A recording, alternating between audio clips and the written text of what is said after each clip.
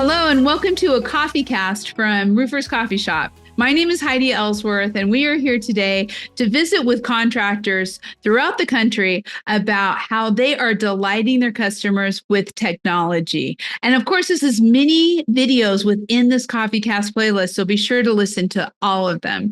And I am very excited to be on this journey with my dear friend and co-host, Carol Wyman. Carol, hello. Hi, how are you, Heidi? Very good. This CoffeeCast is sponsored by Java, which is you're so brilliant. I love talking to all these contractors. It's so much fun. So Carol, why don't you start out with an introduction? Sure. Hi, I'm Carol Wyman. I'm with Java Trade Technologies. I'm the VP of Marketing and have been here for a few years. I have a big history with the building industry. I've been with several different general contractors and construction management companies, architectural firms. So this is really second nature to me to really understand contractors. And I've added the technology piece in the last few years too. So I feel like I can really connect and we can, as a team, help all the contractors that are looking to start with Java. There's so much to talk about delighting customers, and we are with one of the leading companies in the country. I am so excited to introduce Kim Davis with Davis Roofing. Kim, thank you for joining us. Thank you for having me. This is pretty fun. Let's start out with an introduction. If you could introduce yourself and tell us about your business. Awesome. My name is Kimberly Davis. I am part owner of Davis Roofing Sheet Metal. We're in the Pensacola, Florida area in the Panhandle where the beautiful beaches are. I have to give that little plug. I love it there. I don't really have a background in roofing per se. I worked in healthcare for about 30 years as an operations manager. And about 4 years ago, my husband finally convinced me to join our family business. And so the rest is kind of history. I've been trying to implement technology and safety protocols and those kind of things that kind of are operational in nature, no matter what industry that you're in. So it is so important. All of those things are important. And putting all that together, tell us just a little bit about your company, about Davis Roofing. Well, my husband started this company about 15 plus years ago, had worked in the roofing industry for 30 plus years as well. We moved here for a job for another company. And then when that job ended, we just loved it here in the Panhandle and didn't want to leave, didn't want to move our kids out of school again. And so we decided at that time we'd open our own company, and kind of the rest is history. He's been going strong, and it's like any other industry. Sometimes we have good years and sometimes we have bad years, but all in all, we've done really well in this area and in this market. So that is excellent. And your focus is commercial? Primarily commercial. We are licensed to do residential, and part of what brought us to Java is our expansion of our service department. We had a service department previously, but it just wasn't very robust. And so just trying to find technologies and things that could make that happen for us on a bigger scale. Well, you're in the right place. We know that, yes. Delighting your customers. Carol, why don't you talk a little bit about an intro of how important it is, technology is, when really delighting your customers and making that journey? Well, I think, delighting customers is always a goal of ours, as well as the people that are our customers. They want to delight their customers. So I think taking the burden from companies that are able to have a system, a business solution all in one place, allows them to spend time with their clients and grow their business and let some of the automation that can take place and let all that type of, management work for them so that they're able to focus on whether it's free time or growing their business. It just really is part of how we like to select our partners and how they select us. Yeah, it's so true. I mean, that building those business relationships is so important. So, Kimberly, when you were first starting to look for the software solution, talk to us a little bit about the challenges that you were facing and really that journey of picking a new software. Well, we had kind of, like most companies, I think, created a lot of workarounds. We have tried to migrate from paper because what we found is as we were developing service and that paper sheet was going with our service tech in the field, it was either coming back with incomplete information or it wasn't coming back at all. And then we didn't have, a nice report to show our customer. We didn't have pictures all the time. And so it really made it hard to not only sell the customer on our company, but also to even explain to them what had occurred, what we did to make it right or to stop that water from intruding in their building. And so with Java, we're able to do that pretty much on demand, which is really nice for the customer. And it also allowed us to, decrease phone calls, callbacks, that kind of thing, because our customers are able to see in real time what is occurring on their building. That kind of transparency is so important in today's culture. I think people want transparency. They want to know they're getting what they pay for and that they have good communications. So when you decided to go with Java, how was that implementation? Because I know that's sometimes in between the culture of the company and overall just taking care of your customers and implementing it. How did that work? Well, I would say we kind of had two experiences. I had a brand new service manager that had came from an older version, the FCS system. And so I think he was expecting to go in and have it be exactly like FCS. And when it wasn't, he was like in panic mode because he didn't feel like he was going to be able to get past the learning curve. For me, having been in the healthcare industry for so long and working on a bunch of different systems, I kind of went into it just with a clean slate. Let me figure out how to use the system and make it work for us.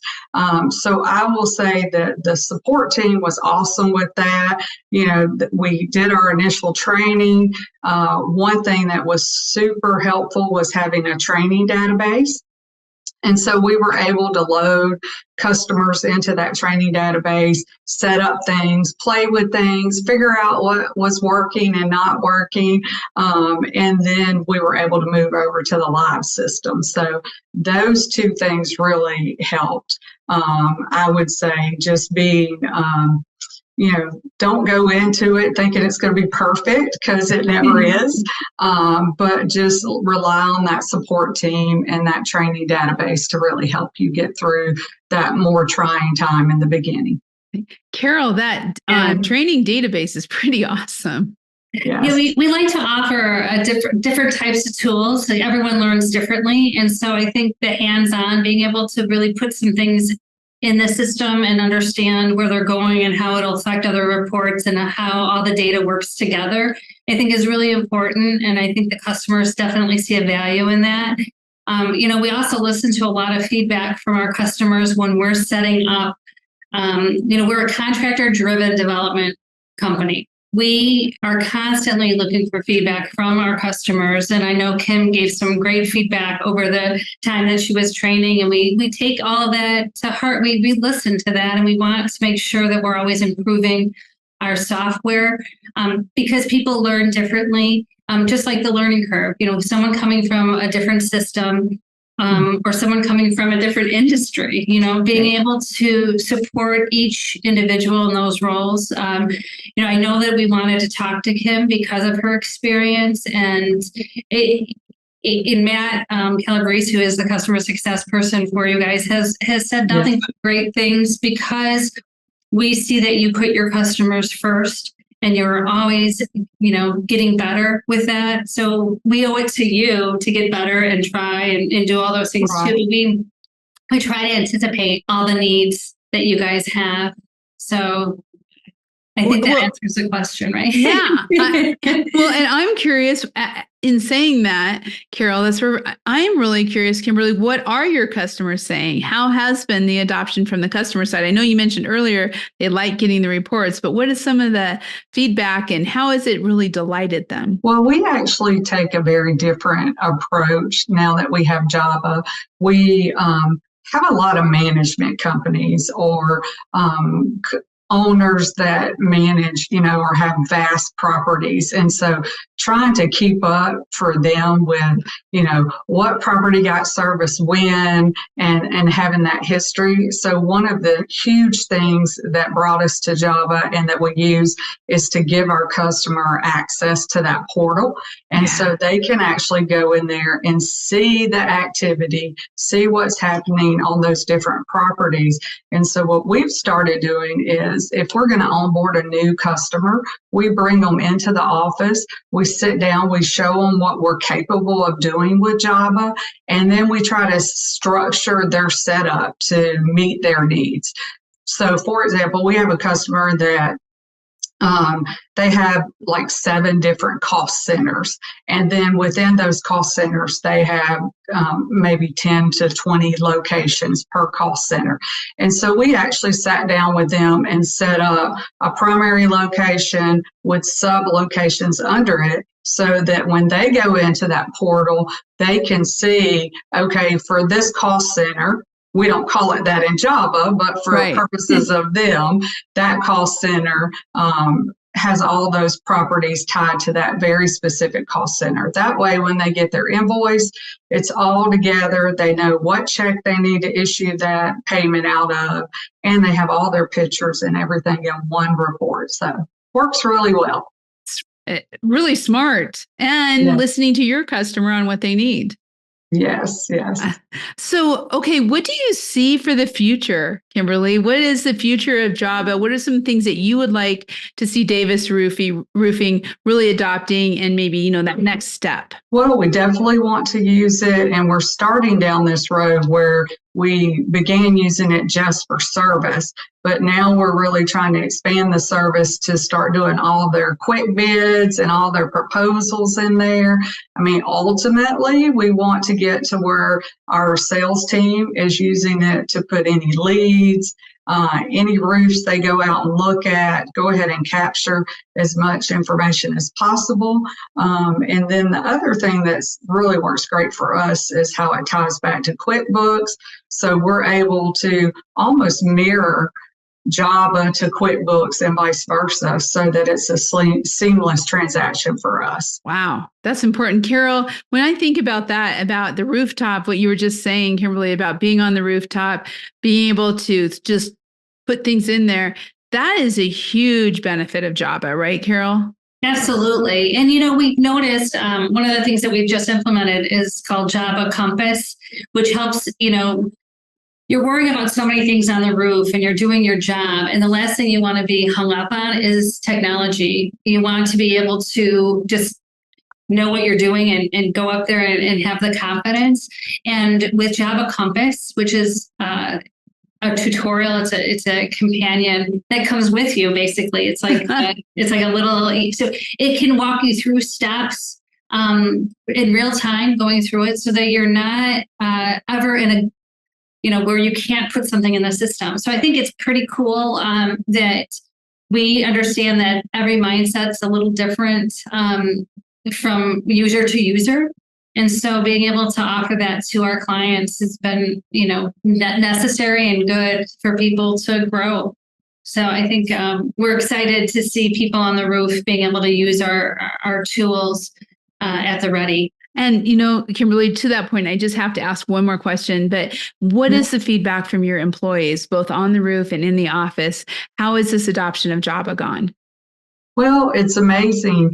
It really has given the younger guys, because they're more technically driven, it's given them a little leg up as far as being able to do something that the older guys can't do. So that's been very unique. So they bring something to the table other than maybe they only have 3 years of roofing experience compared to that 10 or 15-year person, but they have all the technology experience. So that's typically how we've set up our teams.